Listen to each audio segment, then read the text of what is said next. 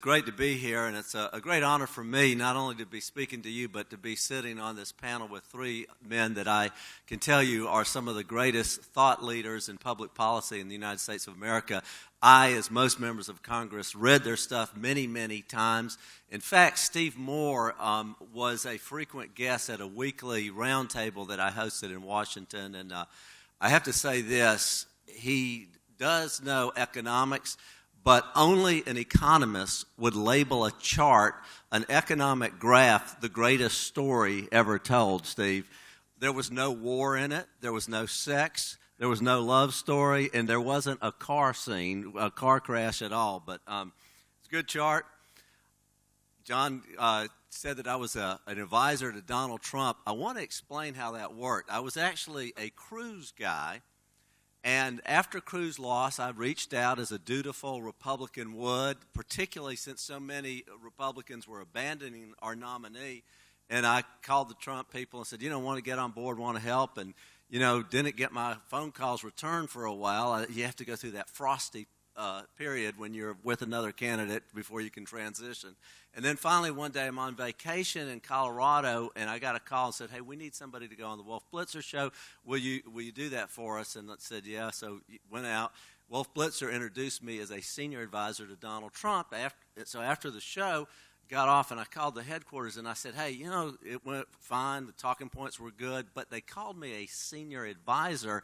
I didn't want to correct him on his show, but never met the man.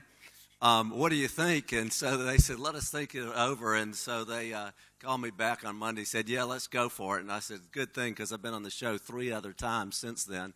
And then after a while, a couple of weeks went by, and I said, I really need to meet Donald Trump before I continue this, because sooner or later somebody's going to say, how often do you talk to the nominee, and how does he listen to your advice? And so I went there to do it, and John McLaughlin happened to be in there that day. I could not get into Trump Towers, and I think John let me in, but when I did meet him, he is just an incredibly personable guy on a one-on-one basis. He said to me, Jack, you're doing a great job on TV. We really appreciate it. And, I don't know if he'd ever even seen me, but said all the things great. And since I come from a sales background, I felt, okay, I like this guy. And, but today, I think the Irish-American relations are better than ever. There's 33 million Americans who claim to be of Irish descent. I think that's a lie. I always thought there were at least 200 million. I come from Savannah, Georgia. Savannah is a town that's extremely proud of its Irish influence. We have the second largest St. Patrick's Day, bigger than Boston, bigger than Chicago, and trails only behind New York City. Ours is a lot more fun, though, because we have a to-go cup rule, which means you can take your beer and take it on the street without fear of being arrested. And my friends who are between the ages of 18 and 25 say that's the most important part about the day to them. And probably the truth is a lot of other people. But my folks come from County Cork, so very glad to be here. And it's almost like on Christmas Eve going to the North Pole and seeing Santa's workshop to be in New York on St. Patrick's Day. According to Joseph Quinlan, in terms of the economy, right now, the U.S. direct investment stock in Ireland is $310 billion. And in 2014, direct investment was $58 billion, which would be nearly 20% of U.S. investment in Europe. Now, that compares to 3% for France and 2% for Germany. Huge. It's very significant. Our investment flows in Ireland is greater than what we have in all of Latin America, all of Central America, all of Africa, and all of the Middle East, and even China, individually measured. The reason why, I think everybody here probably knows, but it has the fastest growing economy in the EU, 4.5%, as Stephen just had shown that in America we've been at 1.9%. Transparency in the legal system extremely important, and the fact that we can somewhat follow the laws easier. Transparency in the tax code, and of course a very favorable tax code. English speaking, great talent pool, and EU membership, all very attractive to American companies. In Congress, we conservatives and Republicans have watched with great envy Ireland's commitment to lowering the tax rate and making the tax code more favorable to businesses. Today, there are about 700 United States or American-owned businesses in Ireland with population impact of, or with an employment impact of 170,000. But while we in Congress have watched the tax code, so have others. And as you know, the Organization for Economic Cooperation and Development has been very critical of Ireland not consistently enforcing its tax code. There's the famous case right now with Apple, and you have Apple and Ireland versus the European Commission trying to figure out, if money is owed or not. Interestingly enough, while Brexit was assumed that there would be a great movement from the UK to Ireland, now it looks like the UK is getting in the lower tax bracket with a 20% rate, and companies like Snap and Apple and Google have all, and McDonald's have all increased their investment in the UK, and UK itself is perhaps going to become a tax haven and be very competitive. I think that there was even one economist who said UK may eventually get to zero tax if this continues, which of course businesses will watch and appreciate around the world. In Congress, we're trying to address the tax code, and as I said, Ireland had been a table topic discussion for many, many years in Congress about what Ireland has been doing and how do we keep more American companies at home in that kind of competition. The tax reform bill, which isn't anything new, it's something that Paul Ryan and Jeb Henserlin and Kevin Brady and and Tom Price as well have been talking about tax reform for years. One of the things that John McLaughlin will talk about is that when you talk about taxes from a 10,000-foot view, everybody is in agreement. Then you start figuring out who's going to pay what, and then there's a lot of disagreement. It makes it very difficult. But the general vision of what Paul Ryan calls a better way is 3 individual tax rates, 12%, 25%, and 33%. 3 rates on investment income, 16.5% being the highest rate, and then the border adjustment tax, which according to the Congressional Budget Office would be about a $1.2 trillion savings. As you may have heard if you've listened to any of Donald Trump's speeches, one of the great themes is buy American, hire American. And the idea of not taxing exports but taxing imports sounds really good, and then you start looking about who's going to be paying for it, and if you're a Walmart shopper and you realize so much of that stuff is imported and the cost of it's going to go up, you're not as happy as you used to be. But the idea philosophically for a congressman to go to the Rotary Club and say, we don't want to incentivize American companies to move out of the country, and we don't want to reward those who have by giving them tax breaks on what we're importing. That's a really, good driving message. And so I think to some degree that the border adjustment tax may have some legs in the House, not so much in the Senate, but you do have a lot of heavyweight, companies coming out against it, like Walmart. But the idea of inversions, making inversions obsolete, another counterpoint that people are going to push. A lot of complications when you look at border adjustment tax because there's so many components and parts that are actually sent overseas, sent back to America, sent overseas, sent back to America, and deciding when you tax those is going to be very, very difficult. The calendar is going to be against doing major tax reform too. As you know right now, health care reform, very difficult. And if you would read the papers and watch what they say on the media, so often they're saying, well, it's being rushed through. Kevin Brady, the chairman of the Ways and Means Committee, pointed out that 37 of the provisions, which is in the health care plan, had already been voted on in the House. So there's not really, it's not as new and as revolutionary as people would have you believe, but just like tax reform, when you start doing health reform and you realize, hey, the money's got to come from someplace, then people start lining up against it. But nothing new under the sun on that, but when you combine health care, politics, and legislation with budget politics, appropriations, a debt ceiling vote, Supreme Court nominees, and hundreds of other nominees that have to come before the U.S. Senate, you can see that the calendar is probably the best opponent to major tax reform.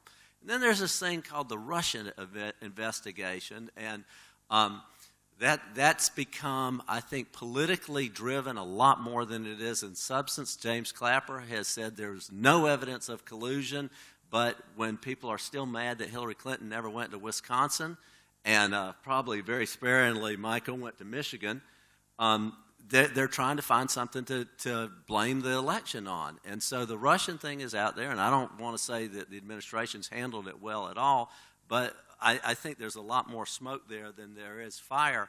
But the idea of eavesdropping and in our electronic world, I think it is real, and I think that cyber is something that we all need to be very aware of from national security standpoint, but also from e-commerce. Here's some statistics of interest that there are over 8 million tweets a day. How many of you are on Twitter, or how many of you get your news from Twitter?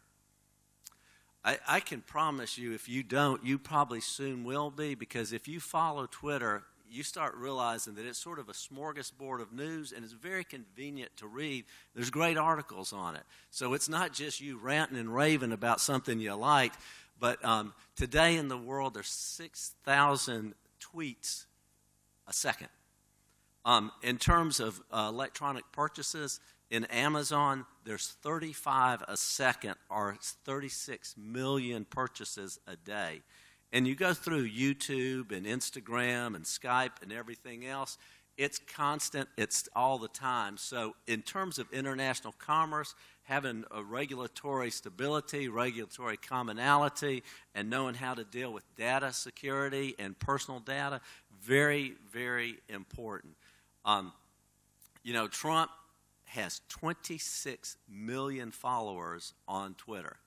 And the reason he's not letting that go is twofold. Number one, he wants to get around the media. But number two, if Jack Kingston, member of Congress, which I'm not anymore, but if I'm sitting on the fence about health care reform, he tweets in my district and says, gee whiz, I sure hope Kingston follows his campaign promise. Can you believe he's not with us? And then our phones ring off the hook of people raising Cain, because people, and John probably has some numbers on this, but most members of Congress are not nearly as popular as Trump is in his district. And I hear that from Republicans quite a lot. When I joined the campaign, it was about the same time that Steve Bannon and Kellyanne Conway did, and I was in the campaign office, and they said, well, one of the things that we've done, and we insisted right from the very beginning, is we got him off Twitter. And you may remember there was that brief period in August when he was off Twitter for about a week.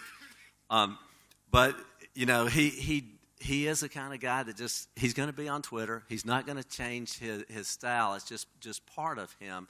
And I think we got to get used to it.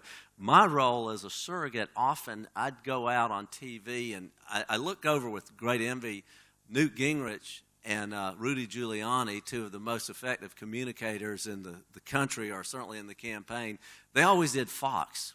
So I'd look over while I was doing MSNBC and CNN. They'd be on Fox, and John Hannity would be saying, Newt, don't you think Hillary is bad? Yes, she is bad, Sean. What do you think, Rudy? Oh, she's very bad.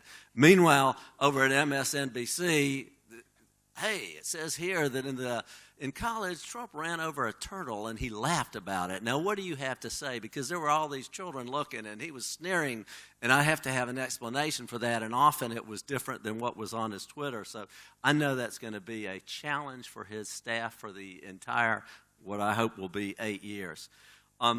He has said on trade many times, and he's had this nationalism, and part of it has been this Buy American, Hire American. The thing about trade bills that makes them so difficult, and Michael touched on it a little bit, that the left doesn't like trade bills, and I'm just talking the American left, because of environmental laws and labor laws. Companies are going to go offshore where there's less regulation and cheaper wage rates, and they're going to compete unfairly, and it's going to pollute the earth and drive down wages in America. The right comes at it from, we are losing our sovereignty to international boards, and the dang WTO, they don't do a thing when there's a dumping case going on, and we're all losing jobs. So the left and the right can get together on trade agreements very, very easily.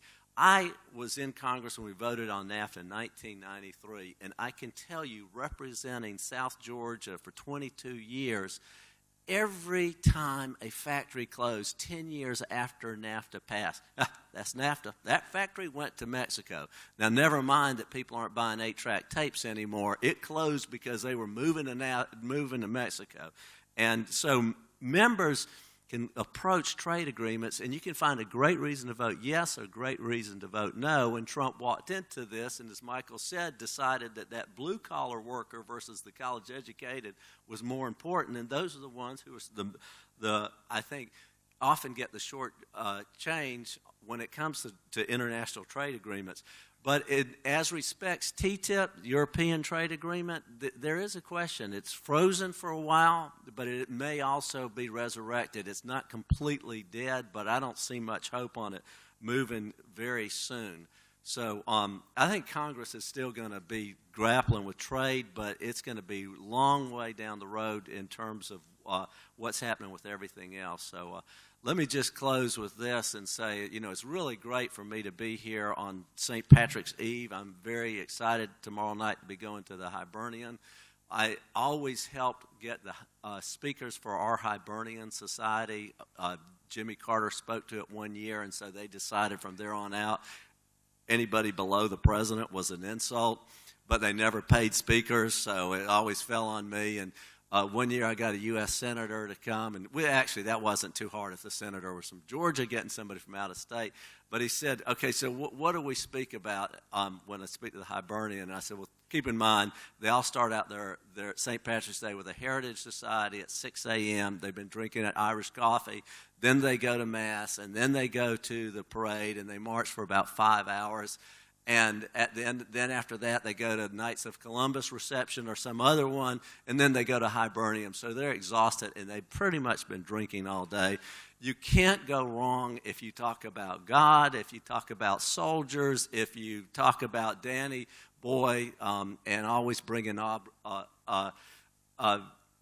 anything, any great American that you can. And like Audie Murphy, because we're home of the 3rd Infantry, which most decorated soldier in the country was Irish American, as you know. And but anyway, I said if you do that, just follow the formula. Everybody in Hibernian will love you. And he said, well, the reason why they love you is because when you talk about soldiers, God, family, and everything else, all these other Irish values, you're talking about American values. And I said, absolutely, that's why we love Ireland. Thank you very much.